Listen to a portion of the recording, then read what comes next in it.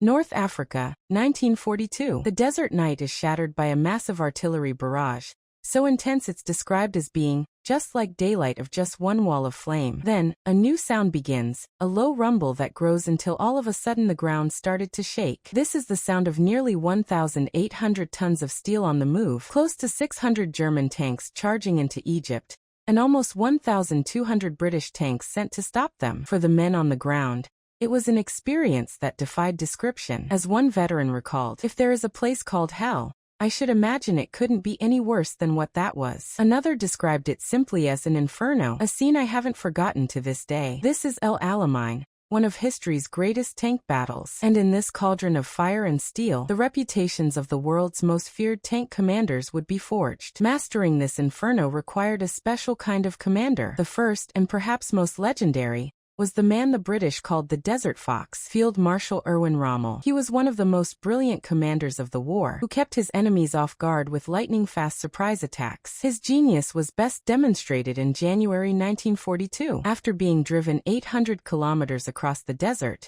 his tank force was wearing out. Rommel was down to just 228 tanks, facing a British force of more than 400. With his army on the ropes, any other commander would have dug in or retreated. But Rommel saw an opportunity. In his own words, he knew the British would try to destroy our army with all their means, and that a constant threat would hang over our supply lines. His response was pure audacity, but the British were not to have the chance of exploiting their opportunities, for I had decided to strike first. This was the essence of the Desert Fox.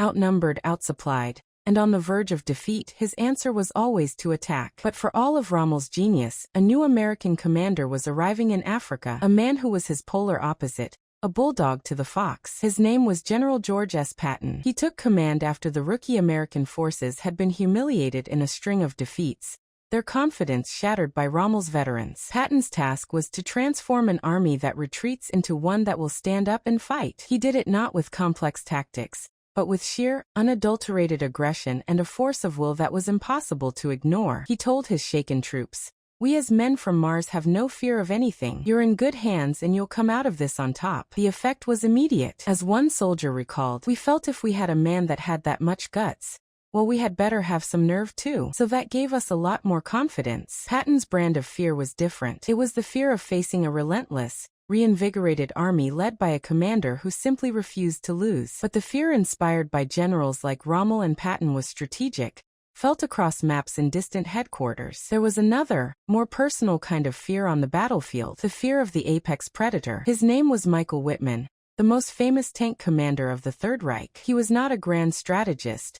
He was the ultimate warrior, a man whose mentality was purely aggressive, motivated, disciplined. His journey began when he eagerly volunteered for Hitler's personal bodyguard, the Leaf Standard SS Adolf Hitler, embracing the elite unit's fanatical code. His legend was forged in Normandy, where in a stunning display of tactical brilliance at Villers-Bocage, his one German tank was able to knock out so many British tanks in a matter of a few minutes, as he single-handedly halted an Allied advance. This was the fear of Wittmann. It wasn't the fear that your army would be trapped. It was the immediate, visceral terror that his Tiger tank had just appeared on your flank, and that you were already dead. The fear these commanders inspired wasn't just based on personal genius. For much of the war, they wielded a significant technological advantage. In armored warfare, two factors were paramount: the thickness of the armor and on the other side the penetrating power of the gun. On this front, the Germans had a clear edge. Their tanks, like the Panzer Mark IV Special, were equipped with high-velocity, long-barreled 75mm guns. A German gunner noted,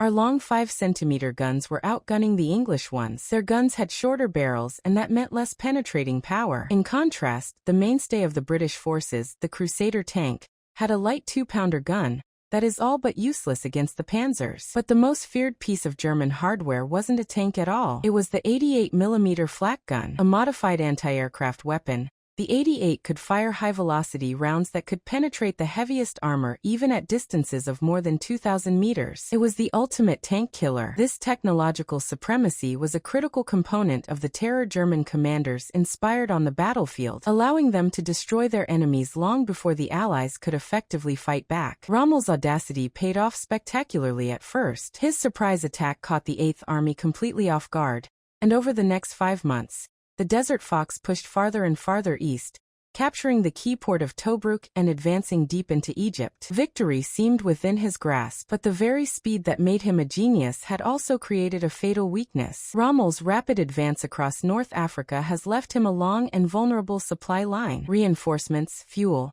and every drop of water had to be trucked nearly 2,000 kilometers to the front. This logistical nightmare became his downfall. As the Allies relentlessly attacked his supply convoys, the situation grew desperate. By late July, the Germans were losing 80% of their supplies to Allied air attack. His panzer army was on the ropes, desperately short of men, armor, and fuel, while Montgomery's forces grew stronger every day. This was Rommel's tragic flaw. His tactical brilliance could win battles, but it couldn't overcome a war of attrition. At El Alamein, his daring gambit had finally run out of fuel. To understand Patton's impact, you must first understand the disaster he inherited. The rookie U.S. 1st Armored Division arrived in Tunisia confident and cocksure, but with no actual combat experience. It was a big handicap that Rommel's veterans would brutally exploit. Their baptism of fire came at Faïd Pass. Ordered to engage the enemy in open combat, the inexperienced Americans charged forward. One soldier recalled, "We didn't know where the enemy was or anything. They drove straight into a trap." The Germans had camouflaged their deadly 88mm anti-tank guns, and as the Americans rolled into range, the guns opened fire. The Schumanns stood no chance. Just 2 weeks later, they repeated the mistake, charging blindly into another ambush at Sidi Bouzid. As one German tanker remembered, the reckless American attack, of course, was a feast for us. In 2 disastrous battles, more than 100 tanks were lost. This was the crucible Patton was thrown into, a catastrophic failure that demanded a commander of his legendary will to fix. But the days of reckless charges were over. General Patton had learned the grim lessons of Faïd and Sidi Bouzid, and at El Guettar, he drew a line in the sand beyond which the Americans would retreat no more. Instead of being lured into a trap, Patton set his own, digging his troops and tank destroyers into the rocky high ground on either side of the pass. On March 23, 1943, the German panzers advanced, expecting another easy victory. This time, the Americans refused to give an inch. From their superior positions, the tank destroyers engaged in a brutal slugfest. As one gunner recalled, "When you're on higher ground shooting down, it's a big advantage." For 12 torrid hours, they slugged it out with the Germans, holding firm against 2 separate panzer advances. By day's end, the battlefield belonged to Patton. This was El Guettar, the Americans' first armored victory of the war, a bloody triumph that validated Patton's leadership and proved his reinvigorated army was now a force to be feared. While Patton and Rommel commanded armies, the most terrifying display of individual combat prowess belonged to Michael Wittmann. His masterpiece came on June 13, 1944 at Villers-Bocage. Hiding from Allied bombers, Wittmann spotted an entire British armored brigade rolling past his position, completely unaware. Faced with over 100 enemy vehicles, his decision was instantaneous and audacious. In his own words, "I had no time to assemble my company. I set off with 1 tank." He drove his lone Tiger straight into the column, surprising the English as much as they had surprised him. He methodically drove down the road, knocking out tanks and armored carriers, throwing the enemy into total confusion. Wittmann's deadly rampage lasted barely 15 minutes, but in that time, he had devastated an entire enemy regiment, claiming a total of 21 Allied tanks destroyed. This single act kept the Allies from taking the area around him for 2 months. It was a feat of arms so incredible it seemed almost superhuman, cementing his status as the war's deadliest apex predator. But a commander's impact isn't just measured in destroyed tanks.